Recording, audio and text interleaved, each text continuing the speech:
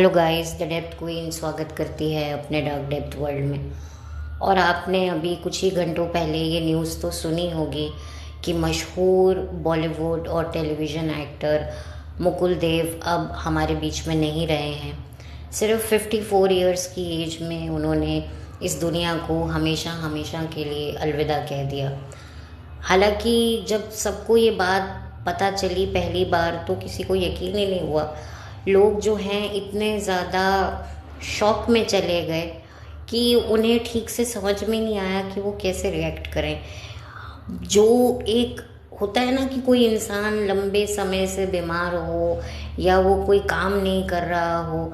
यकीनन मुकुल देव जी जो थे वो काफ़ी समय से जो है कहीं दिख नहीं रहे थे, लेकिन ऐसी उनकी कोई हेल्थ को लेकर भी कोई ऐसी अपडेट हमने नहीं सुनी थी कि वो बीमार है रहे या उनको कोई तकलीफ़ है या किसी तरह की कोई वेदना से वो गुज़र रहे हैं। लेकिन जब उनकी डेथ हुई तो हर कोई सबसे पहले तो शॉक में हो गया कि भाई क्या हुआ था।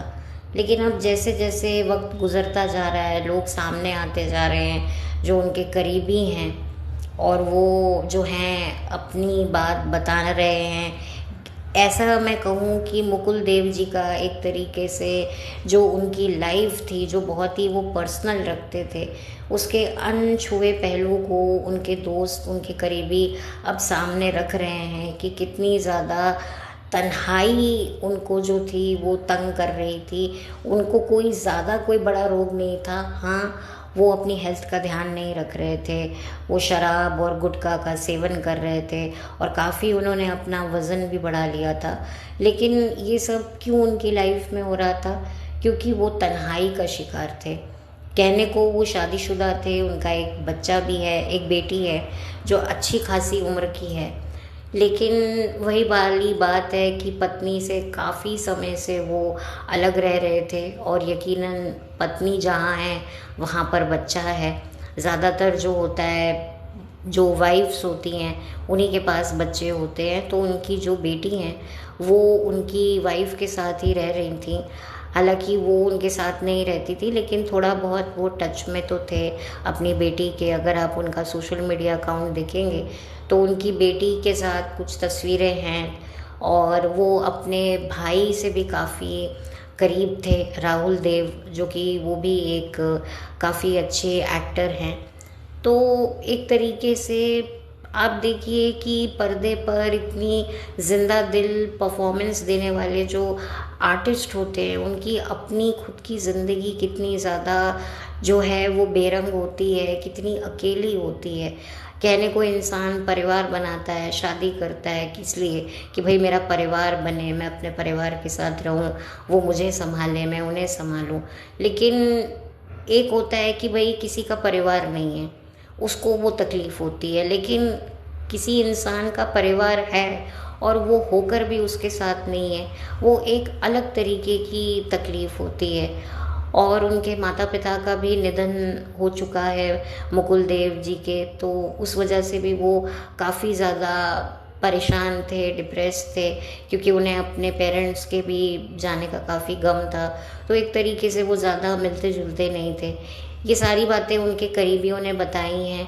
उनमें से एक करीबी विंदु दारा सिंह हैं जो उनके साथ सन ऑफ सरदार मूवी में काम कर चुके हैं और कहा जा रहा है उनकी सन ऑफ सरदार 2 भी आने वाली थी। और अनफॉर्चुनेटली जब वो फिल्म आएगी तब मुकुल देव अपने आप को बड़े पर्दे पर देखने के लिए अब हमारे बीच में नहीं रहेंगे, जो कि बहुत ज़्यादा अफसोस की बात है। मैं अगर अपनी पर्सनल बात करूँ ना, तो मैंने तो एक तरीके से मुकुल देव जी की जर्नी को देखा है। उनकी पहली फिल्म हो दस्तक, उसका वो जो गाना था जादू भरी आंखों वाली सुनो, उसे तो सुन सुन कर हम लोग बड़े हुए हैं। रेडियो स्टेशन पे आता था, टीवी पे आता था। ये उनकी एज एन एक्टर बॉलीवुड में पहली फिल्म थी। इसमें सुष्मिता सेन भी थी, शरद कपूर भी थे। हालांकि सुष्मिता सेन को इस फिल्म से फिर काफ़ी फ़ायदा हुआ और कहाँ सुष्मिता सेन का भी एक तरीके से इस फिल्म से डेब्यू था, क्योंकि उन्होंने ब्यूटी पैजेंट मिस यूनिवर्स का वो खिताब जीत चुकी थी। और जाहिर सी बात है कोई सुंदरी अगर कोई ये टाइटल जीतने के बाद फिल्मों में ना आए तो ये तो होता नहीं है। और सुष्मिता सेन भी आई, इस फिल्म से उन्होंने अपना डेब्यू किया। वो बात अलग है कि फिल्म नहीं चली, लेकिन जो सुष्मिता सेन है वो मुकुल देव और शरद कपूर से तो काफ़ी ज़्यादा आगे निकल गई। वहीं शरद कपूर भी कुछ फिल्मों में दिखे, बट बाद में उन्होंने भी टेलीविज़न का रुख मोड़ लिया। फिर अभी वो कोई खासी फिल्म में तो ज़्यादा दिख नहीं रहे हैं, लेकिन जो मुकुल देव थे उनका करियर थोड़ा सा बेहतर दिखा। उनकी जो शुरुआत थी करियर की, एक्टिंग की, वो कहा जाता है कि एक सीरियल आया करता था मुमकिन, और उसके बाद उसी साल 1996 में ही मुमकिन सीरियल के बाद ही जो है उनकी फिल्म आई थी दस्तक, जिसके बाद उन्होंने फिर 90s में कई उनकी फिल्म आई, जैसे कि इसकी टोपी उसके सर, उसमें भी शरद कपूर थे मुझे जहाँ तक याद है। फिल्म कॉमेडी फिल्म थी पर ज़्यादा चली नहीं। कुछ और एक दो फिल्म में जो है मुकुल नज़र आए। फिर उसके बाद उन्होंने टेलीविज़न की ओर अपना रुख किया और काफ़ी सीरियल्स में मैंने उन्हें देखा है। उनका एक सीरियल आता था, कहीं दिया जले कहीं जिया, घर वाली ऊपर वाली भी मैंने देखा है।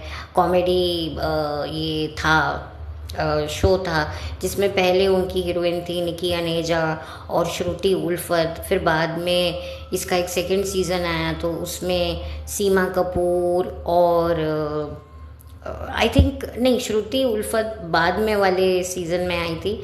जो श्रुति उल्फत का जो कैरेक्टर पहले सीज़न में था वो मानसी जोशी रॉय ने किया था, यानी कि सीज़न 1 में थी मुकुल देव के साथ में निकी अनेजा और मानसी जोशी रॉय, और सेकंड सीज़न में थी सीमा कपूर, जो हसरते सीरियल में भी सावी का मुख्य कैरेक्टर कर चुकी हैं, और उसके साथ थी श्रुति उल्फत।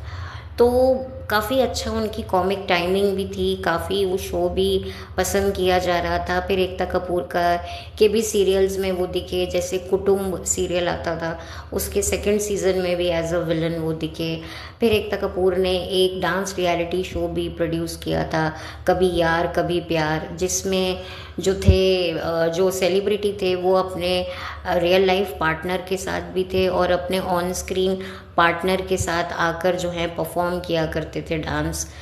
तो यहाँ पर जो थे मुकुल देव वो कृष्णा और कश्मीरा के पार्टनर बने हुए थे, तो वहाँ से उनको लाइमलाइट मिली थी और वो ये शो जीते भी थे। तो एक तरीके से दूरदर्शन के काउंटडाउन शो में भी वो दिखते थे, यानी कि काफ़ी लंबा सफ़र उन्होंने तय किया। और कहा जाता है कि वो ट्रेन पायलट भी थे, तो इतने हुनरबाज इंसान थे और उनमें वो सारी क्वालिटी थी जो एक हीरो में होनी चाहिए। बट अनफॉर्चुनेटली उनकी किस्मत ने उनका साथ नहीं दिया और पर्सनल लाइफ में भी उन्होंने काफ़ी ज़्यादा तन्हाई झेली। अब देखिए, ये तो अंदर की बात क्या है वो तो हमें नहीं पता है, बट अब क्या बोल सकते हैं। जिस तरह के नैरेटिव सामने आ रहे हैं, जिस तरह के वर्डिक्ट सामने आ रहे हैं, जिस तरह की स्टेटमेंट सामने आ रही हैं, अगर हम उन्हीं पर गौर करें तो वाकई ये बहुत ही ज़्यादा मतलब एक ट्रेजेडी वाली लाइफ जो है, एक ट्रेजेडी थी मुकुल देव की ज़िंदगी में कि भाई वो इतनी तन्हाई से जूझ रहे थे। अब और इससे ज़्यादा और क्या रीज़न था उनकी लाइफ में, एग्जैक्टली मामला क्या था, वो तो ये जाने और उनकी करीबी जाने। लेकिन जिस तरह की बातें ये लोग कर रहे हैं, मैं उसी आधार पर बात कर रही हूँ। तो डेफिनेटली बहुत ज़्यादा बुरा लगता है कि यार एक इंसान जो कि एक अपने ख्वाब लेकर बॉलीवुड में आया था, लेकिन उसके बावजूद भी उसने प्रोफेशनल लाइफ में हार नहीं मानी। अगर बॉलीवुड ना सही तो टेलीविज़न ही सही, क्योंकि उनकी शुरुआत टेलीविज़न पर हुई थी।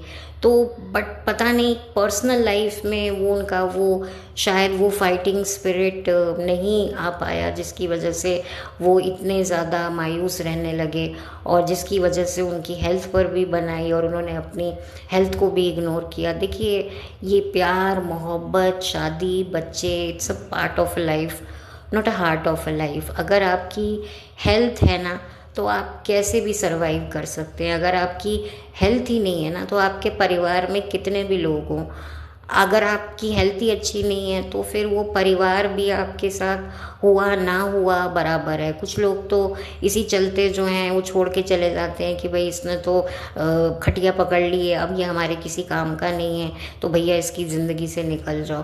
तो ऐसे भी केसेस होते हैं। तो ठीक है, इंसान परिवार बनाता है, लेकिन थोड़ा उसे प्रैक्टिकली भी लाइफ में देखना चाहिए। इतना डीप नहीं होना चाहिए इमोशनल, जिसकी वजह से जो है आपकी सेहत पर ही बनाए।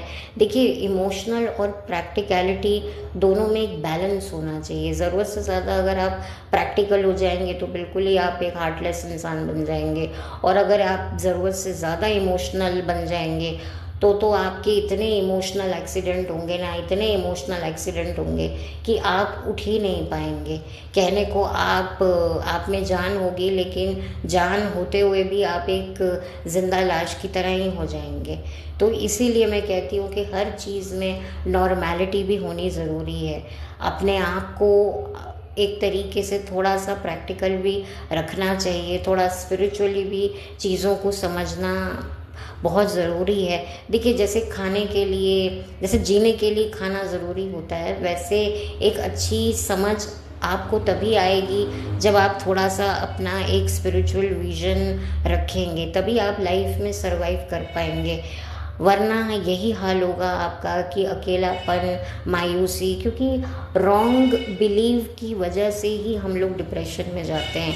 कंपैरिजन की वजह से डिप्रेशन में जाते हैं कि भाई इसको ये मिला है तो मुझे क्यों नहीं, मेरी लाइफ में इतने गम क्यों हैं। वो कहते हैं ना कि एक इंसान इस वजह से दुखी था कि भाई मैं एक अच्छे जूते अपने लिए नहीं खरीद सकता, लेकिन फिर उसकी नज़र एक ऐसे इंसान पर पड़ी जो व्हील चेयर पर है और जिसके पैर ही नहीं है।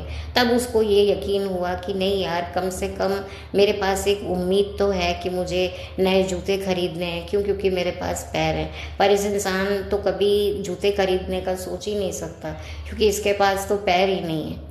तो ये सोचना बड़ा ज़रूरी है। और बहुत ही ज़्यादा मुझे जब से ये खबर पता चली है तब से मेरे को बड़ी तकलीफ़ हुई कि क्योंकि मैंने तो अपना बचपन एक तरीके से इनके साथ जिया है, और कभी नहीं सोचा था ज़िंदगी में मैं इनके लिए RIP ऐसा शब्द इस्तेमाल करूँगी। और बहुत बहुत बहुत अफसोस हो रहा है मुझे। हालांकि ये बॉलीवुड है, यहाँ पर तो आप देख लीजिए काफ़ी कुछ चलता ही है, लेकिन जो भी मीडिया रिपोर्ट्स के आधार पर या इनके दोस्तों के आधार पर भी मैं बात करूं तो आप सोचिए कि कितनी चमक धमक ज़िंदगी है, लेकिन अंदर कितना अंधेरा है, मायूसी का, तन्हाई का, बेबसी का।